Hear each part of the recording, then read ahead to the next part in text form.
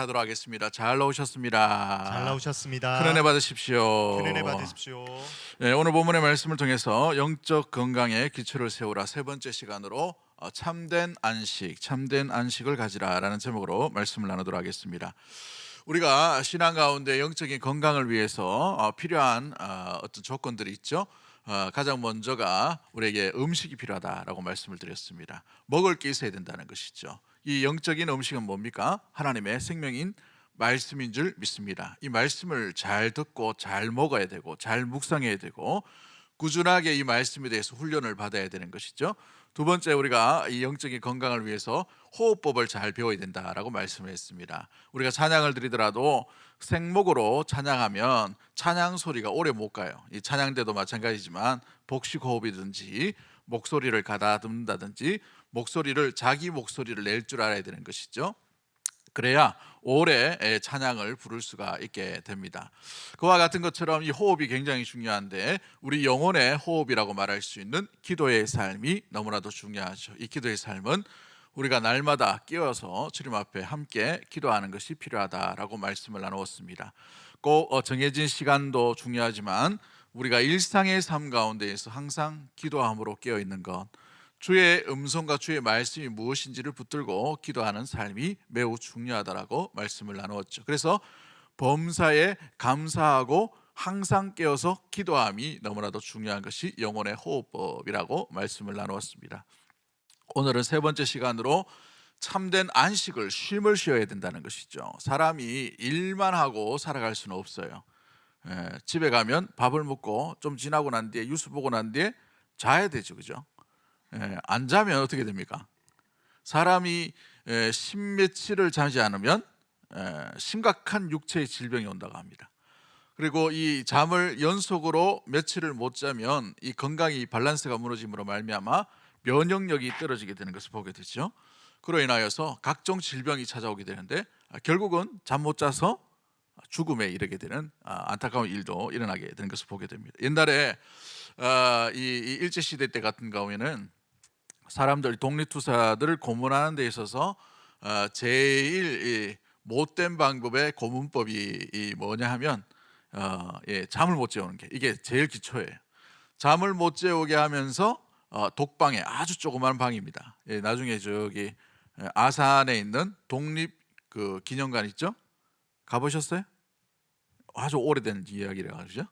거기 가보시면 일제시대 때 이 고문했던 그 장소가 이렇게 전시해 놨는데 제일 좁은 방, 사람 몸을 움직일 수 없는 그 방에 갖춰 놓고 잠을 못 자요. 잠을 못 자기 때문에 조금만 뒤척이면 이게 찔립니다. 찔려가지고 잠을 못 자다 보니까 이제 거짓 실토를 해야 되는 거예요. 사실도 아닌데 자기가 그랬다라는 것들도 이게 범죄 사실 같은 경우에도 이렇게 모진 고문 가운데 하나의 방법이죠. 그로 인하여서 우리가 잠을 자지 못하면 여러 가지 건강의 밸런스가 무너지는 것을 보게 됩니다. 어떤 이들은 이 잠을 자지 못하면 치매나 알츠하이머병에 걸릴 확률이 굉장히 높다라고 말하는 것을 보게 되죠. 그리고 정신적으로는 번아웃 되어 버릴 수가 있습니다. 그래서 사람들이 이 일에 너무 스트레스를 많이 받다 보면 잠을 설치게 되는데 좋은 의사 같은 경우에는 잠을 몇 시간 잡니까? 라고 물어본다고 합니다. 정신과 의사나 아니면 또 아주 좀 베테랑 의사겠죠. 그래서 잠을 몇 시간 잤습니다. 잠을 못 잡니다. 그러면 잠을 푹 잘 수 있는 방법을 취하시라고. 그게 약 먹는 것보다 훨씬 더 실질적인 도움이 되니까 잠을 푹 주무시라고 이렇게 얘기합니다. 미국의 국립수면연구재단이라는 곳이 있는데 전 세계 적정 수면 시간에 대해서 연구를 했다고 합니다. 연령별로 이 수면을 취해야 되는데 어떻게 이 수면을 취해야 되냐면 생후 3개월까지는 14시간부터 17시간까지 자야 된대요, 아이가. 그러니까 맨날 자는 거죠. 아이를 보면은 맨날 자지 않습니까? 그죠? 자는 모습도 예쁘기도 하고, 생후 4개월부터 11개월이 지나면 12시간에서 15시간을 자야 한다고 합니다. 그래야 아이가 건강하게 자라갈 수 있는 거예요. 만 1세부터 2세까지는 14시간, 11시간에서 14시간 정도 자야 되고, 만 3세부터 5세까지는 10시간부터 13시간까지, 또 만 6세부터 만 13세까지는 9시간에서 11시간, 만 14세부터 17세까지는 8시간에서 10시간 정도를 자야 아이가 건강하게 잘 자라는 거예요. 저희 아들은 푹 잡니다. 그래서 키가 벌써 183인데 너무 잘 자요. 저희 낮에는 보통은 깨어 있어야 되는데 그때도 자고, 밤에는 보니까 뭔가 이게 뭐 유튜브를 보는지 뭐 보던데, 그죠? 아무튼 이렇게 많이 자야 이게 건강에 이 수면이 좋은 것이죠. 만 26세 이상은 몇 시간을 자야 되느냐? 여러분 평소에 얼마나 주무셔요? 저 같은 경우에는 한 5시간, 그 짧게 잘 때는 4시간, 토요일 같은 경우에는 4시간 못 자죠. 4시간 못 자고 뭐 이렇게 할 때도 있는데, 만 26세 이상은 7시간에서 8시간 정도 자야 된다고 합니다. 그래야 이게 쭉 이렇게 자는 것도 일정하게 자야 그 몸의 밸런스가 무너지지 않는다고, 수면의 질과 또 수면의 양과 또 수면의 규칙적인 것들이 일어나야 건강을 유지할 수 있다라고 이렇게 이야기하는 것이죠. 우리 성경에도 잠에 대해서 표현하는 성경 구절이 하나가 나타나는데, 시편 127편 2절 말씀 보면 여호와께서 그의 사랑하시는 자에게 뭘 주신다라고 되어 있어요? 잠을 주신다라고 되어 있어요. 잠을 주신다. 어떤 자에게요? 미워하는 자에게가 아니라 사랑하는 자에게 잠을 주신다라고 되어 있습니다.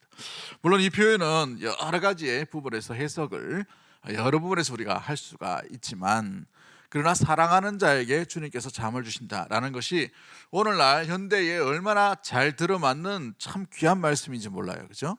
나이가 들면 들수록 어떻게 됩니까? 잠을 잘 쉽게 들지 못하시는 분이 참 많이 있는 시대 가운데 있는 것을 보게 되죠. 불면증에 있는 것, 그 불면증의 원인으로 말미암아 우울증의 환자들이 현대 가운데 얼마나 많이 있는지, 많은 사람들이 잠을 좀 푹 잤으면 좋겠다라고 얘기하는 사람들이 참 많아지는 것을 보게 됩니다. 이와 같이 이 육체의 이 잠도 매우 이 쉼과 연결되어서 매우 중요한데, 우리 영혼의 이 신앙의 건강을 위해서도 이 참된 쉼과 참된 이 수면과 같은 역할을 하는 것이 있어요. 그것이 뭐냐 하면 안식을입니다. 안식. 우리 하나님께서는 창조하신 이후에 마지막 날, 가장 완전한 날, 완벽한 날을 쉬셨습니다.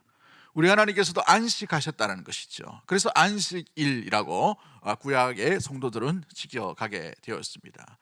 무엇보다도 이 첫날, 둘째 날, 셋째 날, 넷째 날 다 하시고 난 뒤에 마지막에 사람을 지으시고 다 완성되고 난 뒤에 심히 좋았었더라라고 하시면서 가장 먼저 하신 일이 뭐냐 하면 쉬셨다는 거예요. 안식을 취하셨다는 것이죠. 우리 하나님도 안식을 취하시면서 그 안식일을 거룩히 지키라라고 아담과 하와에게 명령하셨습니다.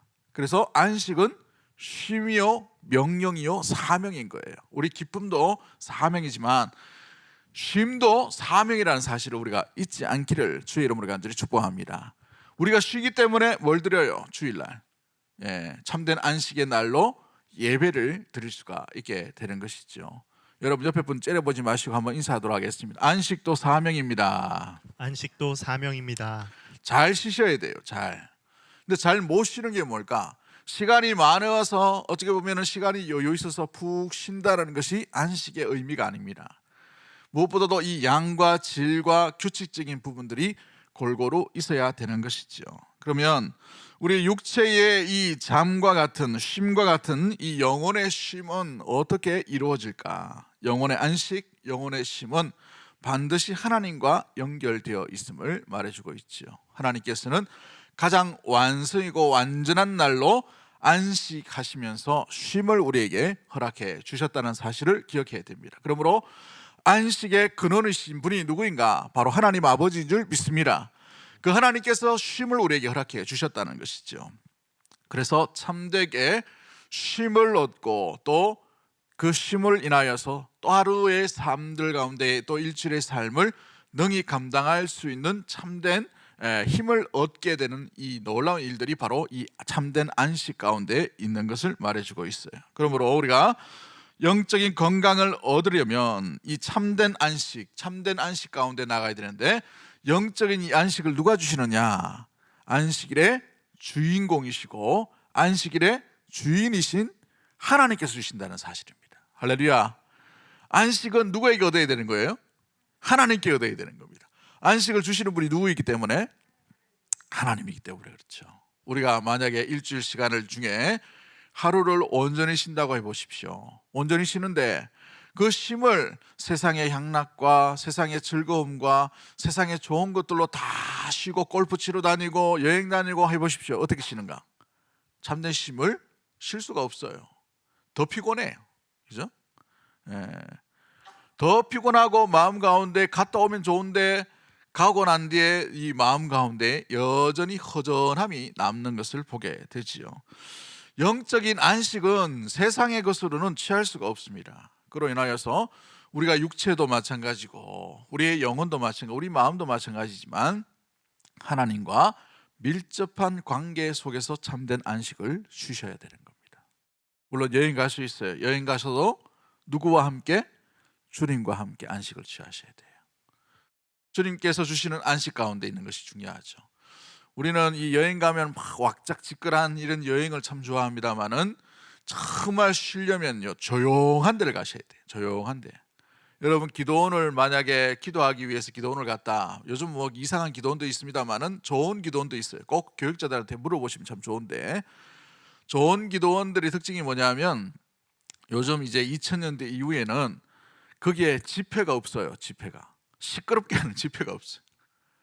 막 이렇게 뭐 앰프에다가 막 이렇게 하는 게 아니라 조용하게 묵상할 수 있도록, 조용합니다. 새소리밖에 안 들려요. 진짜로. 적막감이 들 정도로. 근데 이제 기도처가 있고 기도하는 자리가 있고, 그 고요하게 하나님과 나와의 묵상, 참된 안식 가운데에 나아갈 수 있도록 그렇게 하는 것이 참된 요즘 이 기도원들의 특징 가운데 있는 것을 보게 됩니다. 아무튼 이 안식은 누구에게 나아가야 되느냐? 우리 주 예수 그리스도께로 나아가셔야 되고, 안식일의 주인이신 하나님께 나아가야만 진정한 안식, 진정한 쉼을 누리게 될 줄 믿습니다. 오늘 그 본문이 바로 이와 같은 본문입니다. 우리 예수님께서 뭐라고 말씀하십니까? 28절 말씀 우리 한번 볼까요? 28절 말씀 같이 봅니다. 시작. 수고하고 무거운 짐진 자들아 다 내게로 오라. 내가 너희를 쉬게 하리라. 누가 쉬게 하신다고 되어 있어요? 그렇죠. 우리 예수님께서 쉬게 하신다라고 하시면서 누구에게 오라라고 말씀하십니까? 나에게 오라라고, 예수님께 오라라고 이렇게 말씀하시죠. 누가 참된 안식과 참된 쉼을 준다라고 말하고 있나요? 예수님께 있다는 것이죠. 내가 쉬게 하리라, 내가 얻게 하리라, 나에게 오라라고 예수님은 말씀하십니다. 그러므로 예수님과 상관없는 안식은 안식이 아니에요. 예수님과 상관없는 어떤 여행도 그게 안식이 안 된단 말이죠. 분주함 가운데 우리가 나갈 수밖에 없어요. 그렇죠? 여러분, 가족 여행이 마찬가지입니다. 가족끼리 이번에는 어디 한번 가보자 라고 했는데 거기에 그 가족 가운데에 주님이 주인공이 되어주시지 않으면 가족이 아무리 9박 10일 해외여행 가고 크루즈 타고 뭐 어디 그거보다 더 좋은 데가 어디 있습니까? 요즘은 미국의 부자들이 제일 로망이 뭐냐면 달나라 가는 거예요. 달나라 가는 거. 지금도 막 돈을 내고 펀드를 내고 합니다. 한번 그 대기권 끝까지 가는 데가 1억이에요. 1억을 내면 이제 대기하고 있는 거죠. 요즘 좀 더 올랐다고 합니다만은 그 앨런 머스크인가 하여튼 뭐 이렇게 그분이 그 만들었는데 이제 계속 그걸 띄우고 있어요. 그게 로망이에요. 거기 가면 안식을 얻을 수가 있어요? 아니에요. 이 땅 가운데에 우리가 수고하고 애쓰고 이 땅 가운데는 참된 안식과 참된 만족을 누릴 수가 없어요. 안식은 주님이 주셔야 되는 거예요. 왜요? 안식일의 주인이 바로 하나님이시기 때문에 그런 것이죠. 그러므로 하나님과의 관계 가운데에서 있지 못하면 아무리 좋은 여행이라도 가족 간의 관계, 또한 친구들과 함께 여행을 한다 하더라도 참된 안식을 얻을 수가 없게 되는 것이죠. 오늘 본문을 보십시오. 쉬게 하리라 라고 본문이 되어 있어요. 8절 말씀 한번 띄워주십시오. 8절 말씀 보시면 수고하고 무거운 짐진 자들아 다 내게로 오라. 예수님께서 어떻게 하신다고 되어 있습니까? 내가 너희를 쉬게 하리라. 참된 쉼을 주겠다라고 되어 있어요. 아나파우소라는 단어를 쓰는데 이 아나파우소라는 단어는 안식하다라는 뜻을 가지는데 이 안식하다, 쉬게 하리라는 의미의 이 안식의 어원이 뭐냐면 아나파우오라는 단어에서 등장합니다. 이 아나파우오라는 하나님께서 7일 동안 창조하시고 난 뒤에 참된 안식을 쉬셨다라는 이 안식이라는 단어와 동일어예요. 동일어. 이 동의어를 의하는 것이죠. 그래서 이 히브리서에도 보면 예수께서 너희에게 안식을 주시겠다라는 약속 가운데 있는 단어가 바로 이 아나파우오라는 단어를 쓰게 됩니다. 그러므로 안식은 누가 주시느냐? 예수님께서 주신다라는 것입니다. 그런데 누구에게 주신다라고 되어 있어요? 누구에게? 예, 오는 자에게, 오는 자에게. 가장 먼저. 누구에게요? 오는 자에게. 오늘 이 자리에 우리 예수님 앞으로, 말씀 앞으로 나오신 여러분들이 주님 앞에 쉼을, 참된 쉼을 얻게 되는 줄 믿습니다.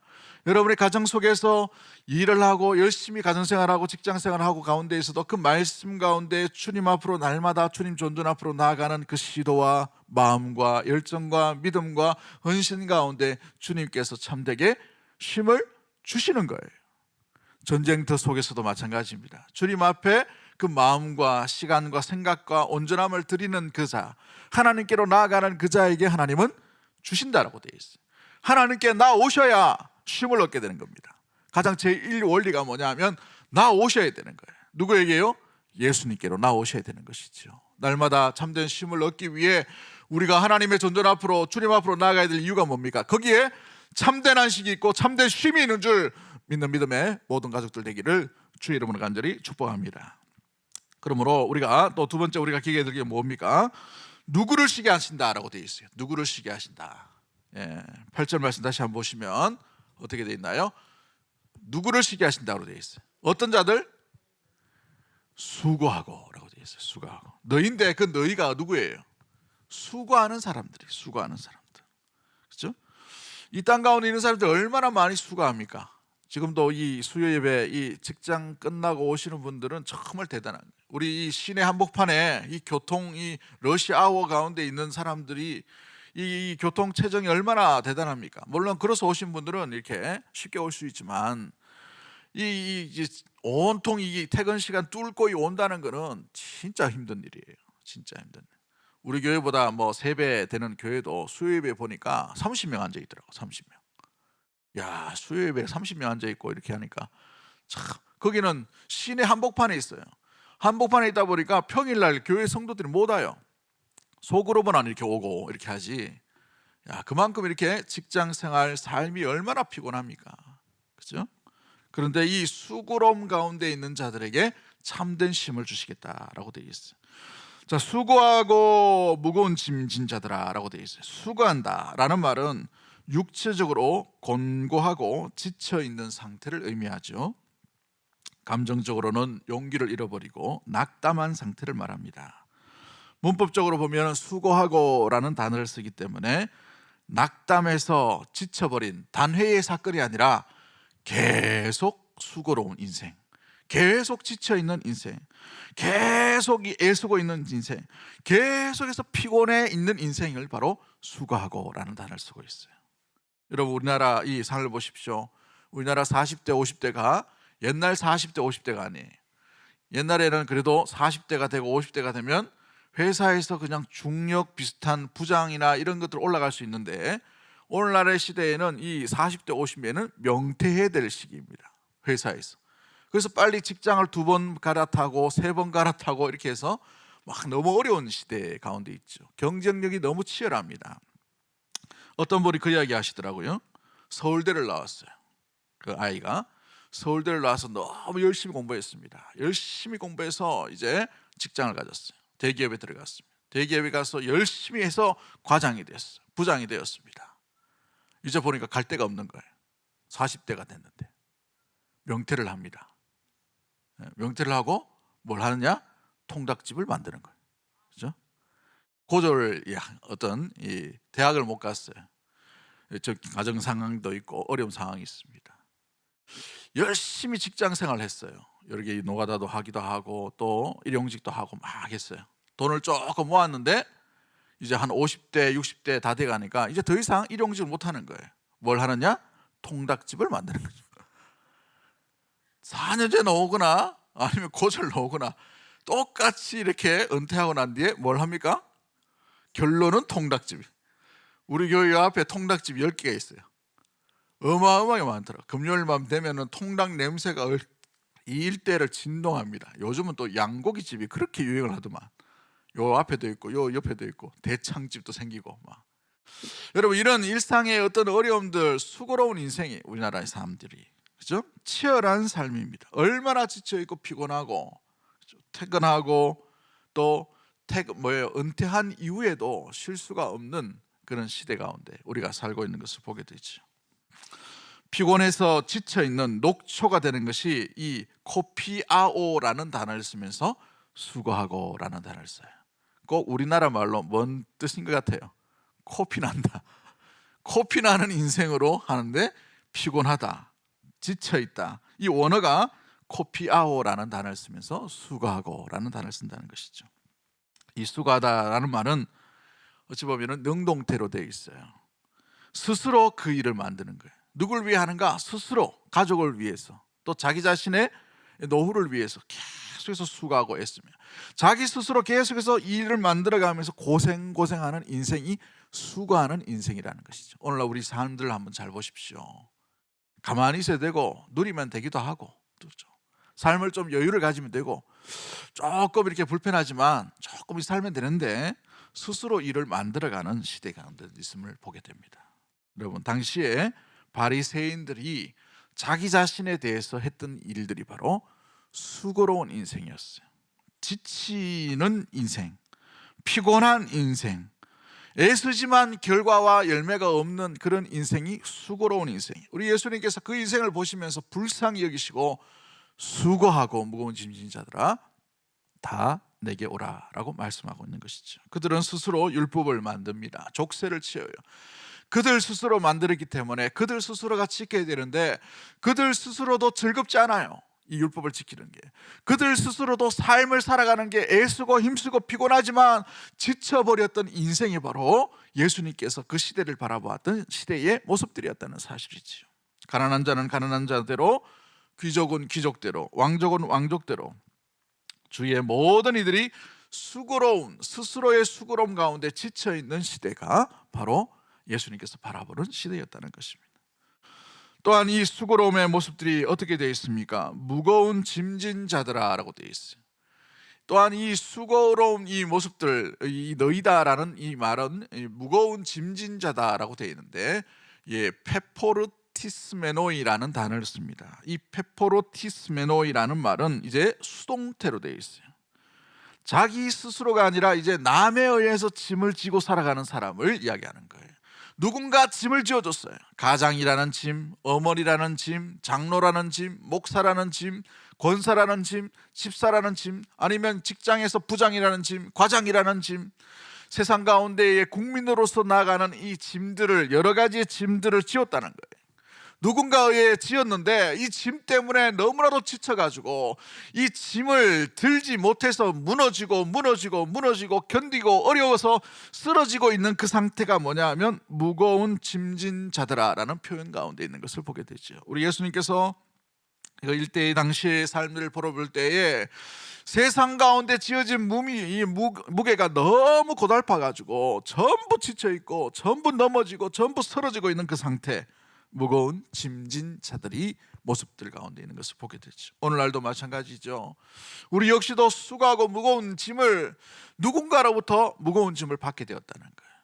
아버지로서, 또는 아들로서, 또 남편으로서, 아내로서, 어머니로서, 또 가장으로서 여러 가지의 수고한 무거운 여러 가지 짐들이 남에 의해, 타의에 의해서 무거운 짐이 지어져 있다라는 사실인 거예요. 종교진 짐도 마찬가지고 마음의 내적인 짐도 마찬가지인 것이죠. 그런데 그 무거운 짐 가운데 있는 자들을 우리 예수님께서 부르신다는 거예요. 오라라고 되어 있어요. 오라.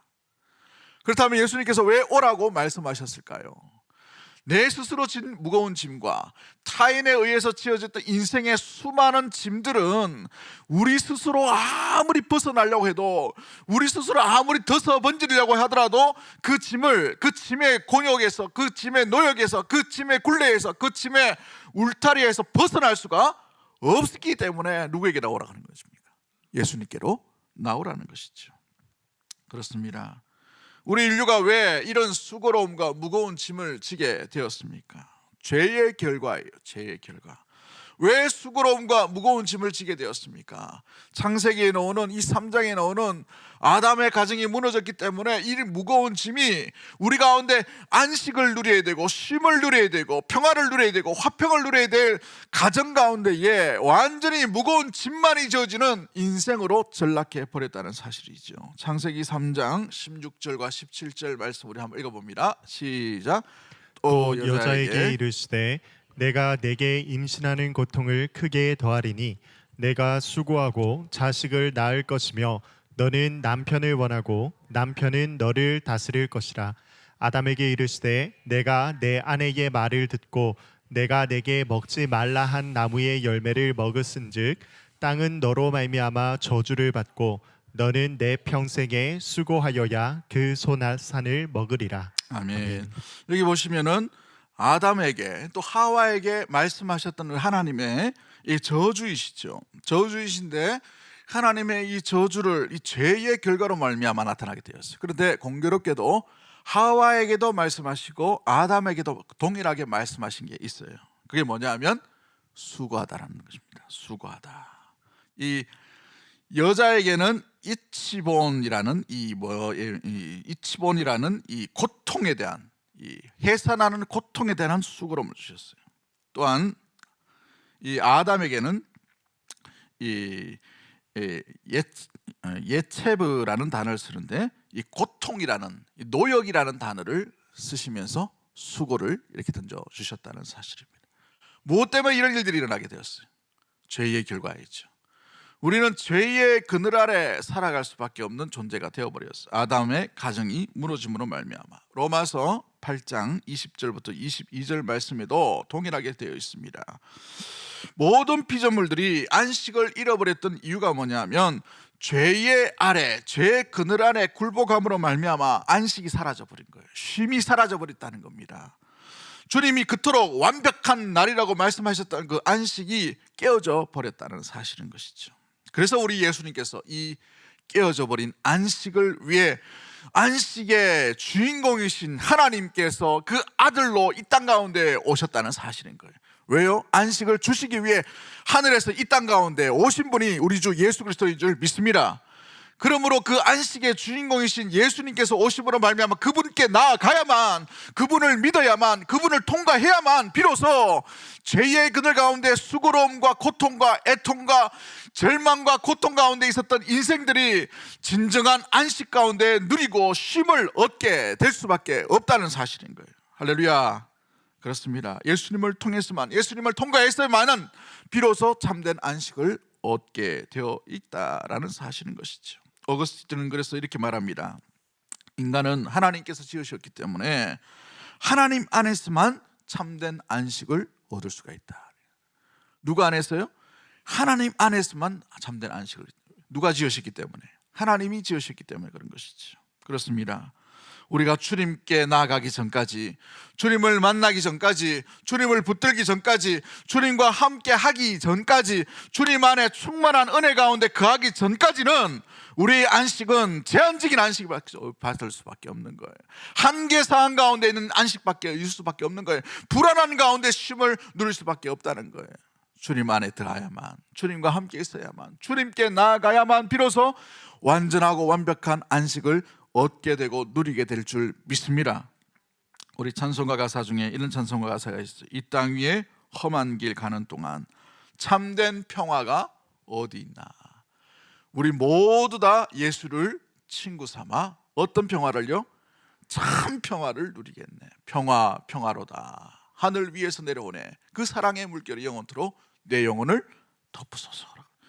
주님 안에서 참된 안식, 참된 평화를 얻게 되는 줄 믿습니다. 그러므로 우리 인생이 이 삶의 수많은 죽음의 짐, 양심의 짐, 실패의 짐, 가정의 짐, 율법의 짐, 삶 가운데 사업과 책임감의 짐, 질병의 짐, 가난과 고통과 삶 가운데 누리지 못하고 이래야 될 이 아픔과 상황 가운데에 육신의 질병, 마음의 질병, 고통 속에 살아가는 수많은 운명적인 여러 가지 짐 가운데 있다 하더라도 주 예수께만 나아가면 참된 안식과 쉼을 얻게 되는 줄 믿습니다. 왜요? 주님께서 어떻게 오라고 되어 있습니까? 다 오라고 되어 있어요. 다. 8절 말씀, 28절 말씀 다시 한번 볼까요? 수고하고 무거운 짐진 자들아 몇 명 모으라? 다 오라는 거예요. 다가 뭐예요? 내 중한 질병, 그 모든 무거운 그것까지도 들고 오고, 그렇죠? 내 마음이 정말 내가 주체할 수 없는 아픔과 상함이 있는 그 무거운 짐도 가지고 오라는 거예요. 사람에게 말할 수 없는 참담한 인생의 과거의 슬픔과 아픔과 상함들로 인하여서 그 무거운 짐이 있지만 그 무거운 짐 가지고 있는 사람도 다 오라는 거예요. 옆에 분 째려보지 말고 한번 인사하더라 합니다. 니도 가면 된다. 기도 가면 돼. 할렐루야. 우리 주님께서 다 오라고 하셔요. 다. 근데 우리는 어떻습니까? 다 드리고 있나요? 다 가지고 가십니까? 다 내어드리고 있나요? 여러분, 주님께서 다 달라 하시는데 그 무거운 짐 네가 지지 말고 다 달라 하시는데 아직도 우리는 우리가 해결해 보려고 우리 잔머리, 우리의 경험, 우리의 감정, 우리의 어떤 마음 가운데 있는 것을 웅얼이 들면서 우리 가운데에 움켜잡고 있는 것은 아닌지, 여러분, 주님께서 달라고 하셔요. 다 가지고 오라고 하셔요. 십자가 그들 아래 내어놓으면 주는 미쁘시고 의로우사 우리의 모든 상함을 용서하실 뿐만 아니라 받아주시는 놀라운 은혜의 하나님인 줄 믿습니다. 우리 시편 55편 22절 말씀 뭐라고 되어 있어요? 내 짐을 여호와께 맡기라 라고 되어 있어요. 그가 너를 붙드시고 의인의 요동함을 영원히 허락하지 아니하시되. 맡기지 않으면 요동하는 인생이 될 수밖에 없어요. 어느 글을 보니까 이런 글이 있더라고요. 내어 맡기지 않으면 요동하는 인생으로 살게 됩니다. 그치게 됩니다. 그러나 내어 맡기면 요동하는 인생 가운데에서도 오히려 평탄한 길로 걸어가게 되는 줄 믿습니다. 할렐루야. 맡기지 못하면 요동하는 인생 굴레 가운데 결국 벗어날 수가 없다는 거예요. 그래서 우리 찬양 가사 중에 어떤 가사가 있습니다. 내 모든 시험 무거운 짐을 누구에게 맡겨야 돼요? 주 예수께 아뢰면, 맡기면, 그렇죠?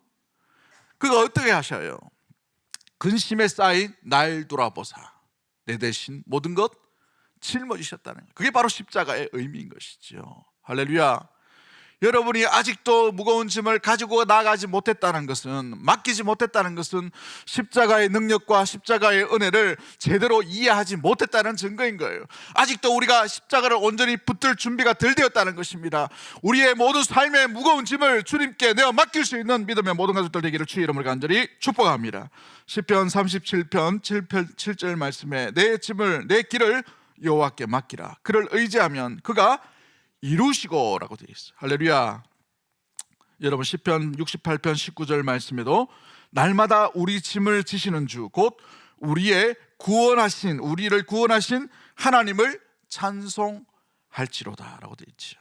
수고하고 무거운 짐을 다 내어 맡겨야 되는 것이죠. 한 사람도 예외 없이. 여러분, 우리가 이 성경 말씀 가운데 하나님, 여호와라는 단어가 많이 나오는데 여호와라는 분은 기억하시는 하나님이에요. 기억하시는 하나님. 이 출애굽기에 보시면 400년 동안 고통 가운데 있을 때에 스스로 있는 자라고 우리 하나님께서 모세에게 보여주셨어요. 여호와라는 이름을 주셨다는 거예요. 돌아보시는 하나님, 불쌍히 여기시는 하나님, 언약을 기억하시는 하나님이 여호와시라는 거예요. 그 여호와가 우리 하나님이시라면 우리의 상함과 우리의 고통과 우리의 무거운 짐 가운데서도 주님은 돌아보시는 분인 줄 믿습니다. 불쌍히 여기시는 분인 줄 믿습니다. 그러기에 시편 103편 13절과 14절 말씀에 아버지가 자식을 불쌍히 여김같이 여호와께서는 자기를 경외하는 자를 불쌍히 여기시나니.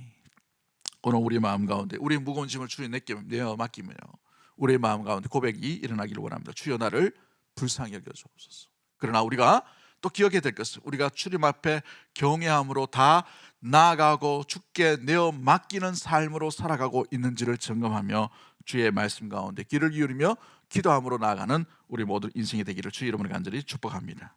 마지막 말씀으로 예언을 마치도록 합니다. 체조 경기를 보면 철봉 경기가 있어요. 철봉 경기. 여러분 기억하시죠? 철봉에 보면 이 선수들이 회전력이 굉장히 빨라요. 회전력이 빠르다 보니까 2바퀴 돌고 3바퀴 돌다가 잘못하면 회전력 때문에 철봉에서 어떻게 합니까? 떨어지는 선수가 많아요. 그런데 항상 그 떨어지는 그 위험한 이 회전력 돌고 있는 선수 옆에는 누가 있습니까? TV를 잘 안 보셨나 보네. 보면 코치가 있어요. 코치가 건장한 코치가 있어요. 이 선수를 어릴 때부터 기억하고 키웠던 코치가 있단 말이죠. 선수의 습성이 어떤지를 잘 알고 있어요. 회전력이 이상하면 바로 옆으로 탁 달라붙어요. 그래서 손이 바에서 딱 떨어지는 그 순간에 코치가 달려가서 이 선수의 허리를 번쩍 들어버립니다. 코치가 있어요. 근데 이 선수는 자기의 이 운동력이 베스트 컨디션 가운데 최선을 다하기 위해서 열심히 하는데 혹시 떨어질 것 같은 그런 그 상황이 있다 하더라도 누가 있어요? 옆에 지켜주는 코치가 있어서 큰 부상은 당하지 않으려는 신뢰감이 있게 됩니다. 그래서 그 이 회전력이 그 급박한 그 굉장히 빠른 그 일들 가운데에서도 두려워하지 않고 마음껏 그렇게 하는 것이죠. 우리 인생 가운데 때로는 헛바퀴질할 인생들이 많아요. 헛수고하는 인생들이 참 많이 있어요. 때로는 그로 인하여 우리가 지칠 때도 있고 넘어질 때도 있고 실수할 때도 있고 좌절할 때도 있고, 이 인생이 주는 아버지로서의 무거운 짐, 어머니로서의 무거운 짐, 아들로서의 무거운 짐, 아내로서 무거운 짐, 또 어머니로서의 무거운 짐, 자녀로서의 무거운 짐, 직장인으로서의 무거운 짐, 어떻게 살아야 될까의 내일에 대한 이 무거운 짐, 수많은 헛바람 불어가는 이 쳇바퀴 돌아가는 그 인생의 무거운 짐이 우리 가운데 있다 하더라도 우리가 오늘도 내일도 똑같은 삶을 살아가고 반복해서 살아가는 삶 가운데 있다 하더라도 우리의 삶 가운데 여러분 넘어질까 떨어질까 무엇보다 이탈할까 염려하거나 두려워하지 마십시오. 우리의 가장 좋은 선생님께서, 우리 하나님께서 여러분 곁에 세상 끝날까지 함께 지켜주시고 보호해 주신다고 약속하시는 우리 아버지께서 계시는 줄 믿습니다. 그 아버지를 신뢰함으로 말미암아 주님 앞으로 날마다 우리의 모든 무거운 짐을 내어 맡김으로 우리의 이 신앙의 삶의 모든 경주를 온전히 경주해 나가는, 중도에 포기하지 아니하고 끝까지 완주하는 믿음의 모든 가족들이 되기를 주의 이름으로 간절히 축복합니다. 하나님 아버지 감사합니다.